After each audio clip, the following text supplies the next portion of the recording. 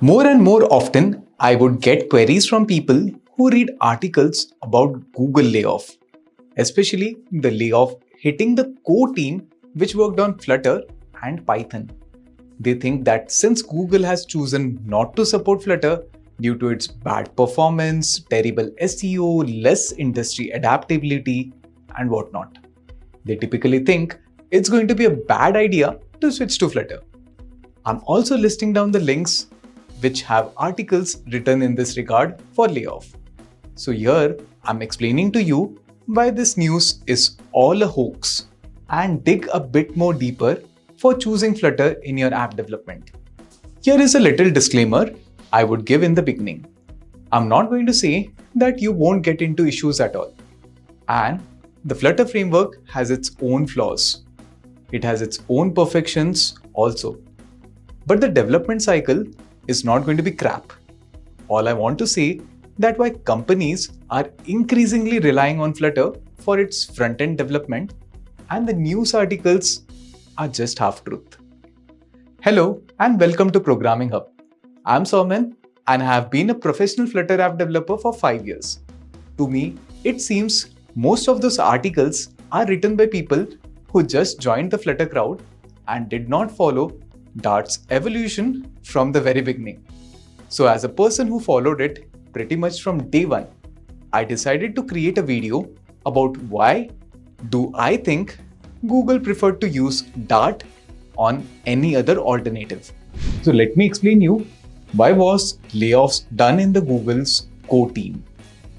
If you read the news articles, it says just ahead of the blowout first quarter earnings on April 25, Google laid off 200 employees from its core team in a reorganization that will include some roles to move to India and Mexico, which basically means there was no layoff. It was just a reorganization that Google did in the core team. On the other hand, the links in the description box talk a little different. It just mentions the thing of layoff. It did not mean of moving it to India and Mexico. For example, it has now laid even a clarification that layoff are not company-wide, but reorg that is a normal course of business. Now, which business would not reorg amongst its employees? Depending on needs, everyone does. Question number 2. Dart was designed for the UI. Well, if I would take a simple HTML snip, as you see on my screen, you'll notice that on this particular line, there is a jQuery that gets loaded, followed by something called as abc.js, followed by the CSS, and then the loading for the entire HTML. Don't you see that if you're trying to consider app development on web, you're basically adding more and more overhead by loading each and every line. On the other hand, Flutter simplified it. When it comes to Flutter, the app development has critically got hot reload. Now, if you would notice, in this case also, when I'm trying to click on the button has tapped this many times, only that small part where the button click is updating the UI gets refreshed. On the contrary, when it was the HTML page, all the libraries get downloaded and cached. Hence, Flutter optimizes the UI. Hence, it's a great choice considering performance improvement. Question number 4. Who uses Dart? Apart from Flutter, does anyone use Dart? The answer is yes. Most of the Google apps have been developed into Dart. In fact, when it comes to their core applications, which internally is being used by Google, they have been using Dart since a long time. There has been articles on Dart Dev, and let me show you Dart Dev, wherein they will be saying that how their community has got this many handles, these many reviews, and these many GitHub repositories. If you check the GitHub repositories, they can be dated back to 2014. However, Dart was released as a Flutter version in 2017, which clearly indicates some of the news was half truth. Question number 5. Dart was chosen over JavaScript because of AOT, that is, ahead of time compilation. In the very first place, Dart did not have AOT, and it was added specifically for Flutter, and not because the AOT is faster. In fact, quite some time, AOT compiled Dart code was a bit slower than its JIT version. The reason why it was is because Google had already optimized virtual machines for browsers. Reason why Google chose Dart and added AOT is because iOS platforms require AOT. Apple prevents any other JIT optimized language except JavaScript, which can run only on Apple's VM. AOT compiled applications are much faster to launch, not to run, because they are compiled code and can be executed right away without the need to compile. AOT execution is far more predictable. Flutter was designed to build highly interactive applications with a lot of animation running at 60 FPS. Now some JIT implementations like the one for Java or JavaScript can be problematic to deal with. That's because JIT compilation and optimization takes time. Virtual machine does not try to optimize anything, and it just launches and runs the interpreted version.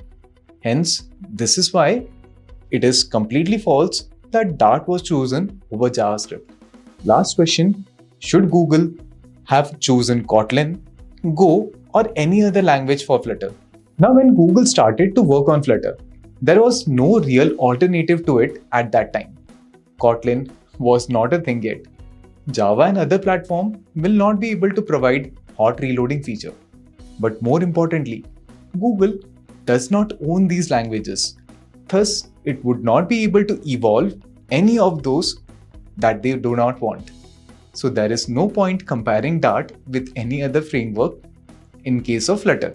So I might ask you, why are you not complaining to Apple that they use Swift but not Java? They like to build tools that make their app most sense and optimize them according to the platform. So here is my learnings from the last 5 years. Following best practices for Flutter development can help you get unmatched app. The app development landscape is constantly in flux. To stay ahead of the curve, it's vital to adapt and embrace the latest practices. Number 1, following the app architecture. So consider establishing a pattern like MVC, or consider even recent options like block. You can get a good status and good Flutter management with block. The Flutter block represents elegant state management that strengthens the separation of concerns. It separates UI logic from business logic and promotes cleaner code. Then comes testability, which is block's testable nature to help you write bug-free apps. This pattern helps you to smoothly adapt and create complex apps. How can I make my Flutter app development to be more robust? So, following the guidelines, following the structure, and keeping your project into well structured, you can make your project to be in good way. You can enforce version controls, use tools like Git for collaboration, and code reviews amongst peers to help your knowledge sharing. It will also improve your knowledge if you try to get feedback from your peers. So if you want to level up your app development skills, then check out my Flutter course in the description box below. It's power-packed with the important concepts like state management, routing, and testing. If you like what we do, don't forget to subscribe to our YouTube channel for more in-depth tutorials, coding challenges, and latest updates on technology trends. By subscribing, you will be the first to know about new courses, live streams, and exclusive content. Happy coding!